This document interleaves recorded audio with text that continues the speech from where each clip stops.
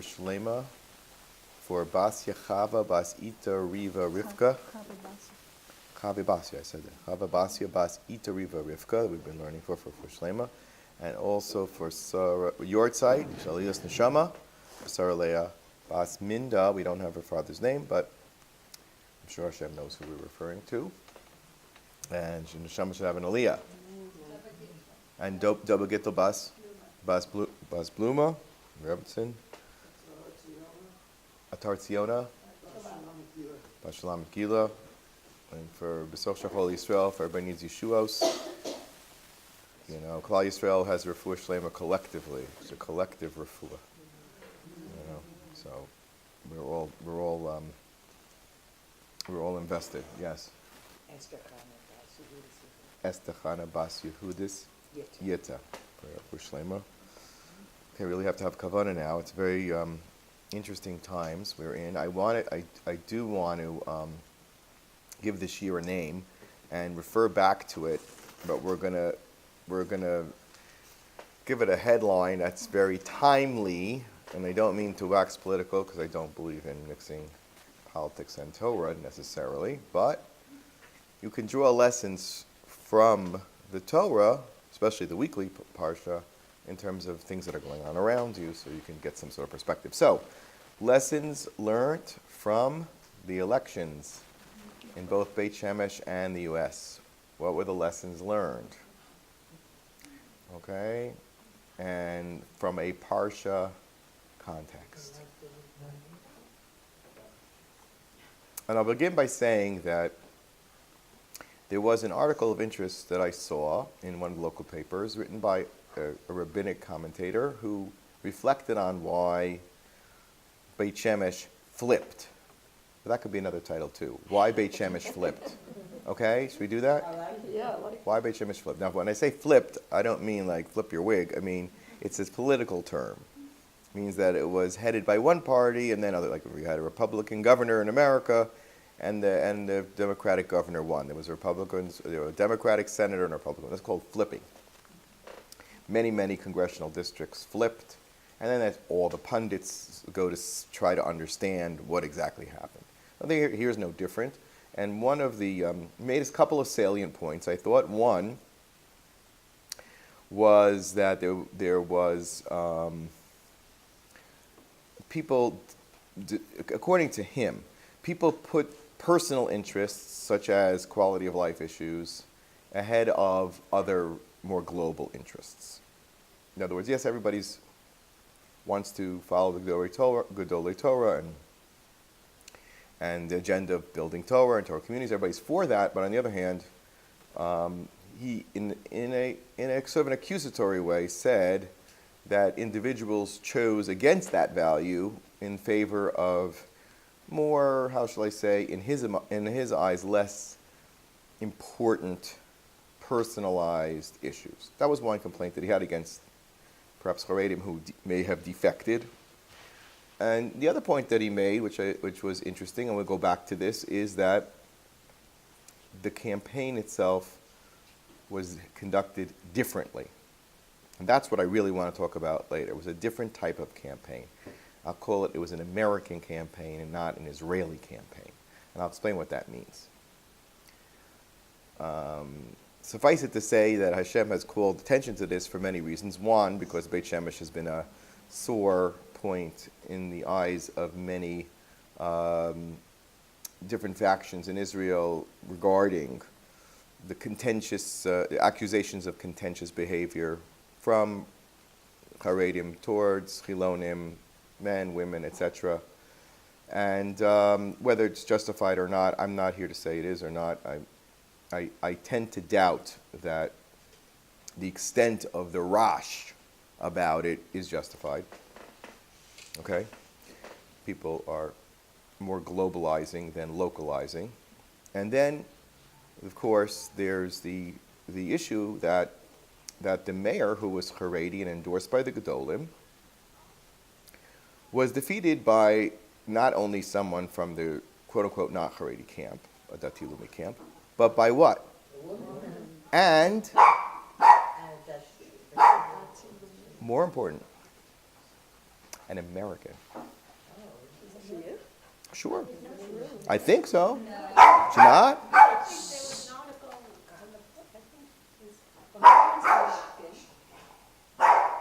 Not true? Oh, okay. So then, if she's not American, she certainly ran an American-style campaign. And we'll get into what that means. So now let's go into the Parsha, and I think there's some poignant messages here. I'm going to divide this into two parts. One, it has to do with Yaakov and his wives, and the second has to do with Lavan. All right? So should we get rid of Lavan first? Leave the happy for last. I agree with you. Even though Chazal say Pesach Dvarecha Yair, you're supposed to always start with something positive, but maybe it's positive in the sense that we'll, what do they say? Get rid of Sur Mira Va'asei Tov. Okay. Let's take a look for a moment at Lavan's pursuit of Yaakov at the very end of the Parsha. Okay? I'm not going to go into their particular travails between each other over the work that Yaakov performed for him, over the switching of the order of the wives. We'll get back to that. But something in terms of Yaakov's departure was very, very interesting. Okay? So now, I'm referring towards the end of the Parsha, and we're talking about last week's Parsha, of course, Vayetze, the end of Vayetze. So what does it say? Oh, it's not going? Oh, I like that. Okay, let's start again. Well, you got it, right? Mm-hmm. All right. Recorder. Hit recorder. Okay, so why is this not recording? Press the button to record. That's why. No? Okay. Oh, we're on line for Parshas Vayetze. We'll have the whole introduction we'll have to get from the video. Okay, maybe it's better we leave it off. So, Lavan hears of the fact that Yaakov left in the dead of the night, as it were. Okay? So the first question is, why did Yaakov really run away? Why did Yaakov need to run away? We know when Moshe departs from Yisro, for example, he doesn't run away. He requests the permission of Yisro to leave. And there was even sort of a vow. It says, Vayoel Moshe Lasheves Zaish. Moshe had promised a number of things to Yisro, to whom his very life was beholden. Among them, that he would name his first son and allow Yisro to have influence on that. We've spoken about that. But more importantly, that he would not leave. He would remain here and loyal to... Oh, Charlie's not having a good morning. We'll see you around. Sorry, Charlie. Okay. Happens. So, Moshe returns to Yisro and asks permission to violate his oath. And he gets hete hataras nedarim. Literally, it was hataras nedarim. Because if Yisro would have demurred and not allowed him to leave, then Moshe would have been in violation of a shvuah, and that would not have been a good thing. What about Yaakov? So some Mefarshim say that actually the deal that Lavan had made with Yaakov was that he never leave.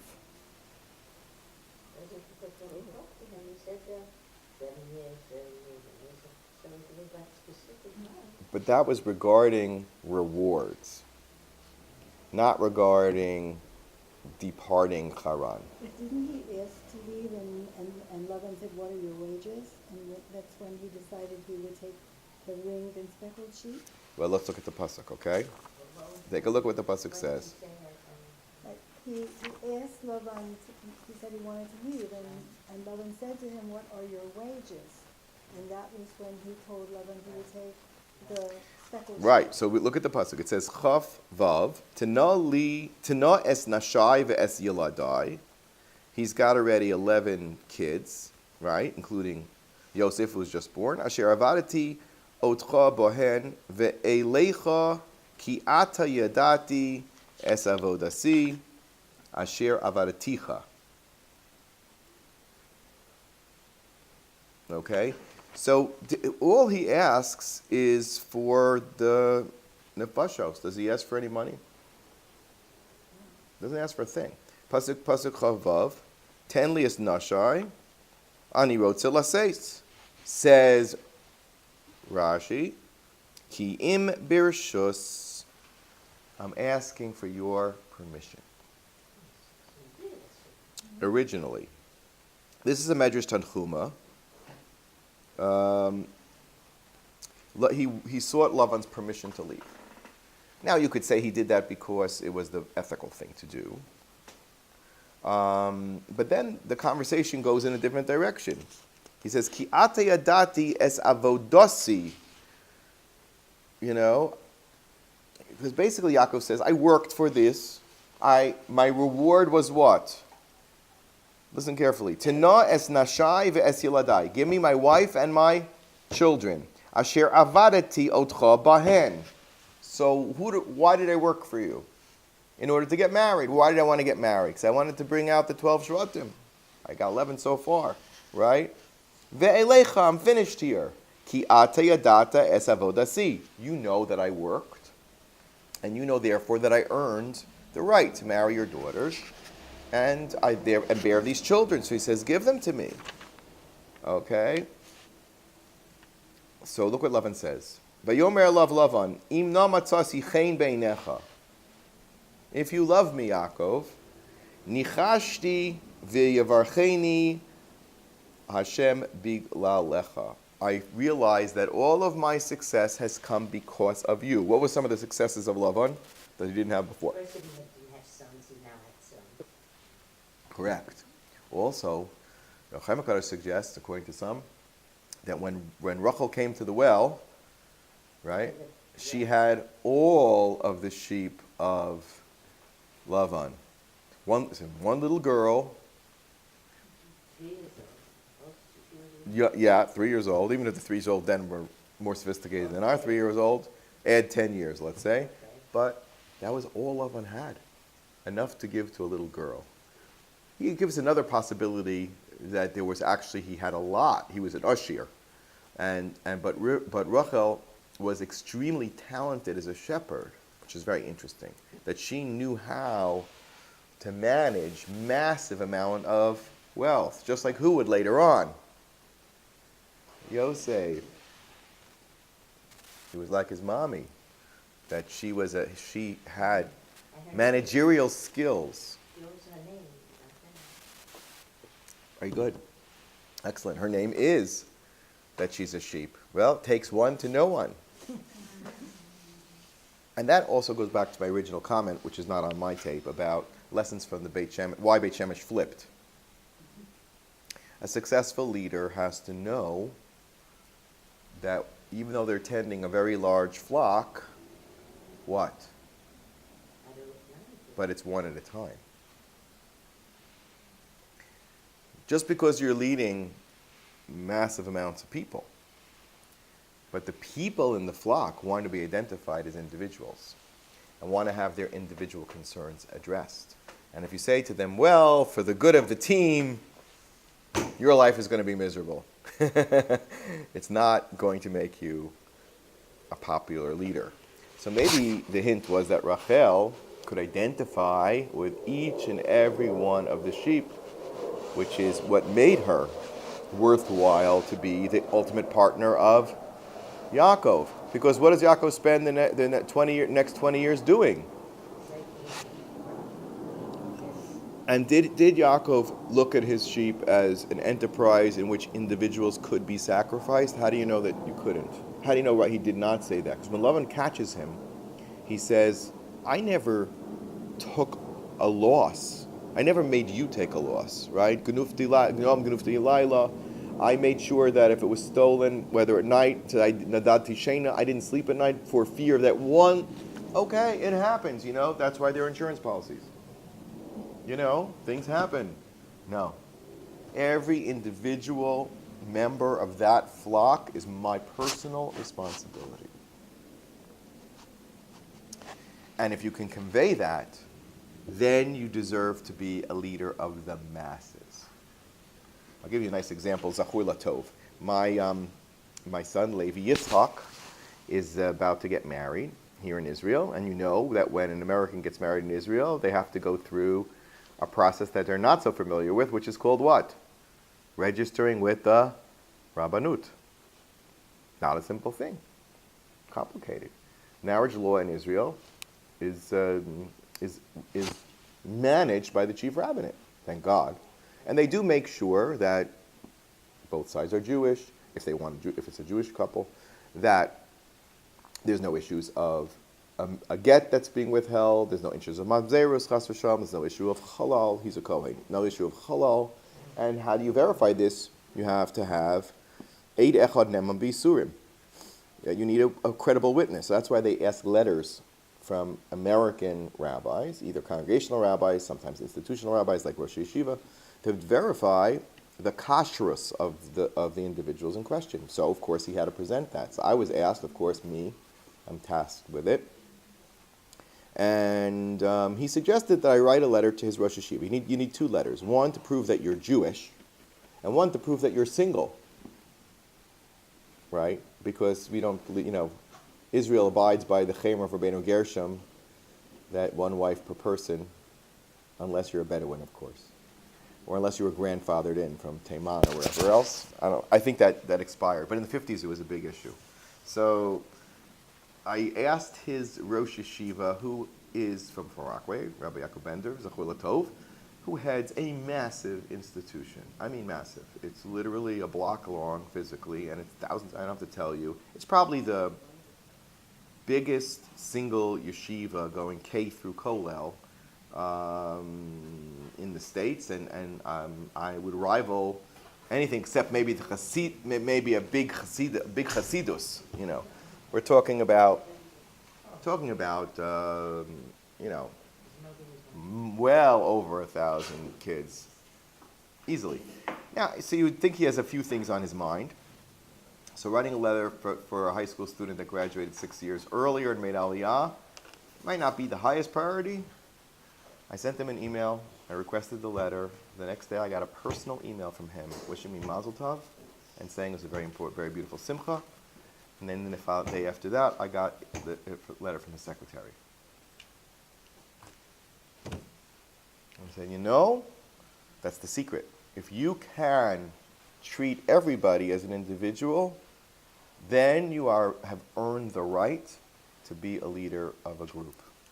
But if individuals mean nothing to you, but just the good of the overall welfare, then that is not Jewish leadership. That may be leadership, but it's not Jewish leadership. What about the Soviet Union? How they treated It's a socialist thing. Individuals don't matter. Now, Israel, unfortunately, was spawned out of socialism, much of it Russian-inspired. Yeah, they're all Russian communists, basically, socialists, that came here and built the kibbutzim and so on. Yeah, like Paradise, California. That's another topic. Paradise burnt. Paradise, California. 27,000 people. Burnt to a crisp. Hashem talking to us? You think California's paradise? You don't know about this? The wildfires in California? 27,000 people lived in that town. At least 1,000 are missing. Mostly elderly people who couldn't run for their lives. Now, Hashem is sending many messages, but I think the message that emerges specifically out of our events here is that not to forget the importance of the individual and individual feelings. Because if you do, then you've given your mantle of leadership away. Now, let's take, for example, Moshe Rabbeinu. Moshe Rabbeinu, when after he was given the Torah, how did he want to deal with 600,000 families, whoever, a million Jews, and don't forget the Erev Rav and all the others that came along? Everybody came to speak to him. Did he receive every individual? Yeah. Absolutely. Who changed it? Not a Jewish person. He's not Jewish. He came to be Jewish. After he became Jewish, he brought in some Gentile managerial concepts. Not that they're wrong. It's for the good of the overall people, right? But tell me something. How effective and how long-lasting was that to reach each and every Jew? What happens immediately after he implements that system? The next story that we're told, basically, is Egel Azov. Go from Parsha's Yisro, right? And what do you cut after? Maybe the distance from Moshe was a factor. Maybe. And certainly, physically, the distance from Moshe was the factor, even if it was only for a few hours. So distance from a leader can bring problems, confusion, and so on. And so let's see what Lavan was forcing Yaakov to do. Vayomer nakfali, he says, nakfal sicharcha alai ve'etena. But Yaakov didn't ask for any money.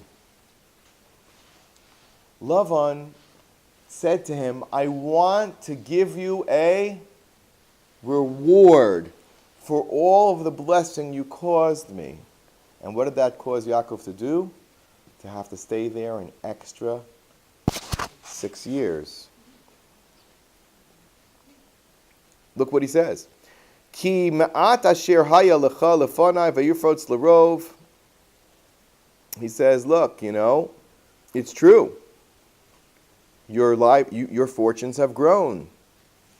So what can I give you? So Yaakov says, I don't need your favors. Lo titen li me'uma. Im tasli davar zeh ashuva be'eretz tzoncha shmor. He says, I don't want anything from you. I will take my own earned reward, right?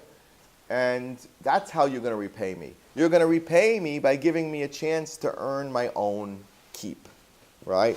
So what Lavan actually did was by blessing Yaakov and trying to reward Yaakov, what did he actually do? He harmed him. Okay? And it got to such a point where Lavan had cleverly sidestepped the issue of letting him go home.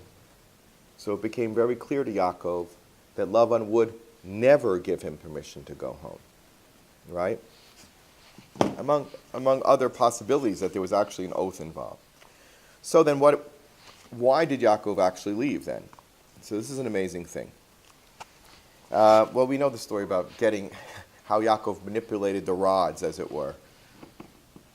We can't really understand it in our context, except to say that Yaakov knew how to bring the blessing down to the world and how to impact his environment, and how he knew it. Did he have the secrets of Sefer Yetzirah from Avram Avinu? Quite possibly.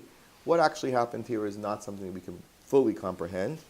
But what he did was, he drew out from Lavan's wealth the part that belonged to Am Yisrael. And they say each and one of the sheep of Lavan had a nascent soul of the Jewish people.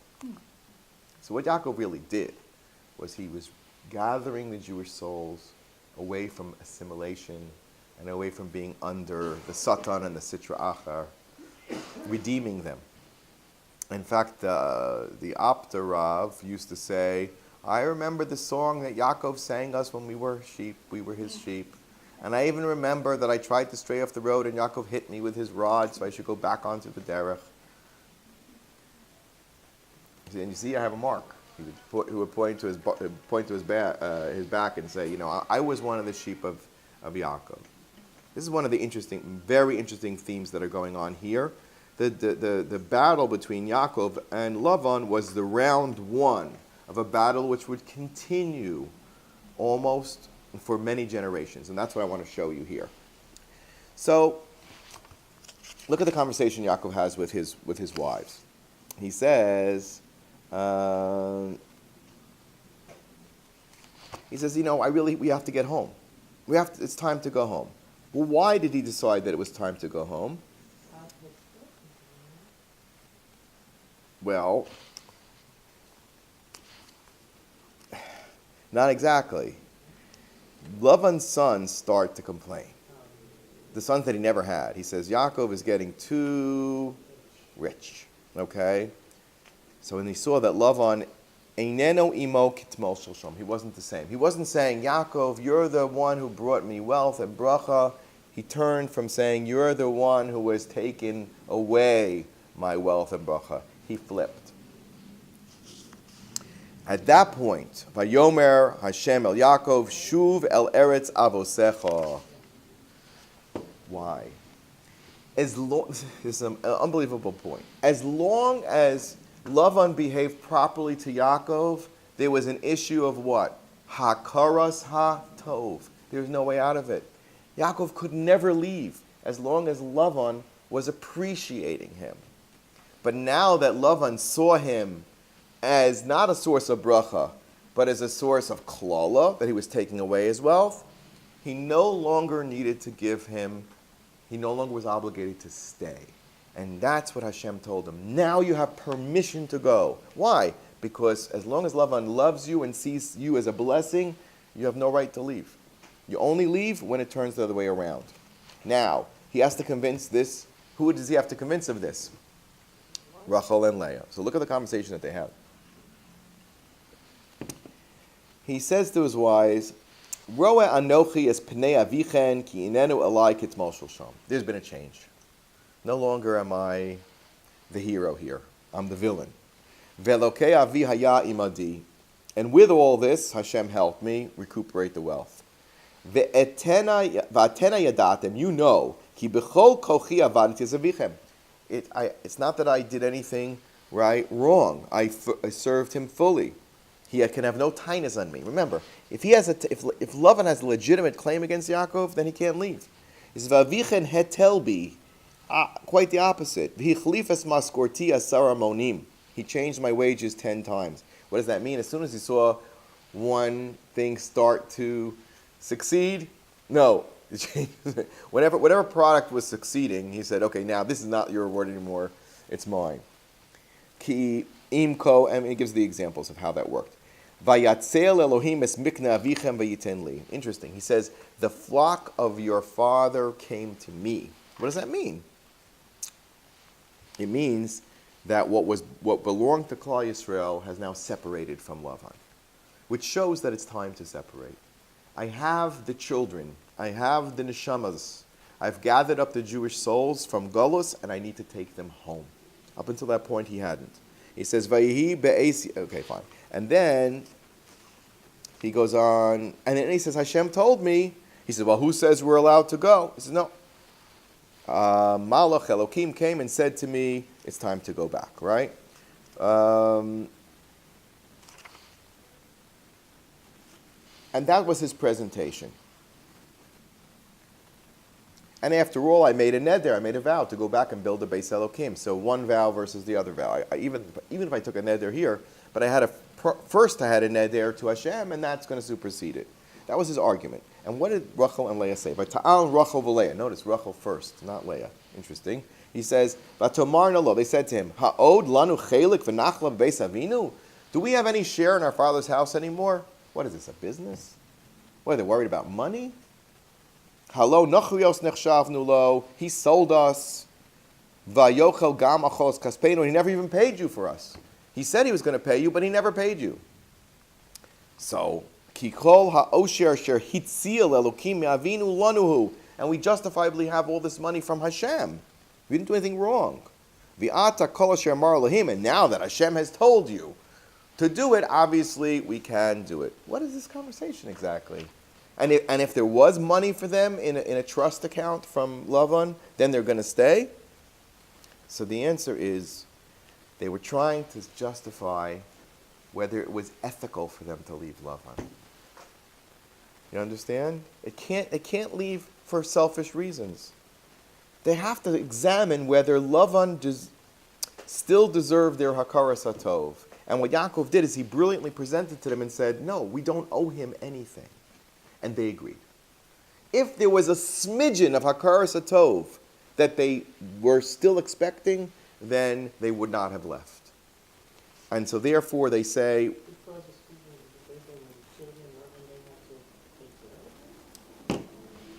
because they owed him. They gave them, somebody feeds you, somebody gives you a place to live, somebody gives you a loan for parnasa, gives you opportunity to work, gives you a job. You don't leave. But Laban's sister left. She went with her husband. Why shouldn't his daughters go with their husband? Good question. Well, he couldn't help but let Rivka go, but that was a mistake, right? And he got, that's already a different story, why Lavan agreed to Rivka going. But he certainly didn't agree to Rachel and Leah going. He did not view Yaakov as his peer. Who was Lavan's peer in his eyes? Abraham. because he agreed to the shidduch for Yitzchak to Abraham's representative, right? He was a partner with Abraham, which is why, as I think they explained, how did Lavan agree to let her go? Eliezer gave him money? No money. Diamonds? What did Eliezer give Lavan? He gave him nothing. He gave him migdonos. He gave him the fruit of Eretz Yisrael. Why is it? What, Lavan wants a fruit basket? He said, you're my partner in Eretz Yisrael. Partners eat the fruit of the trees that they jointly own the land. Lavan says, I want half of Eretz Yisrael as mine.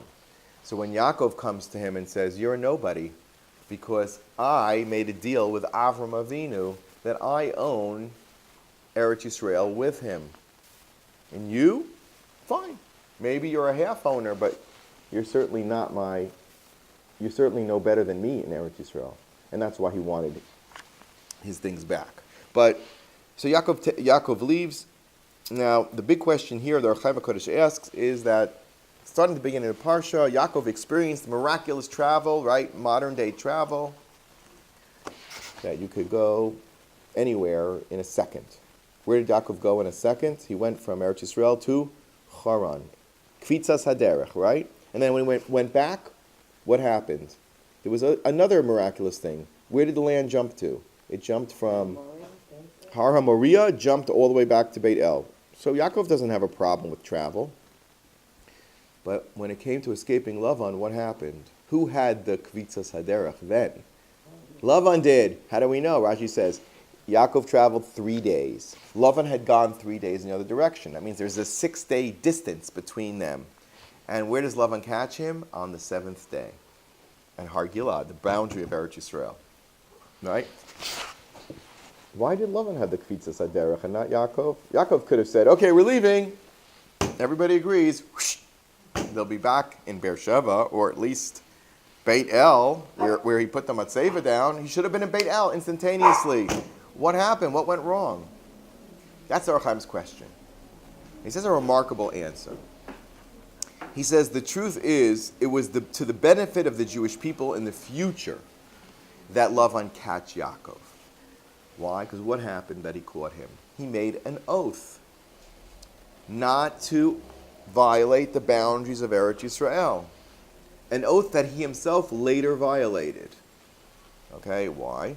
Because Chazal tell us that one of the first people from that area, from Haran, from Syria, to torment the Jewish people after Moshe passed away, was a king named Kushan Ramatayim. Kushan Ramatayim. In the Navi, he captures the north of Israel for 8 years. They're his slaves.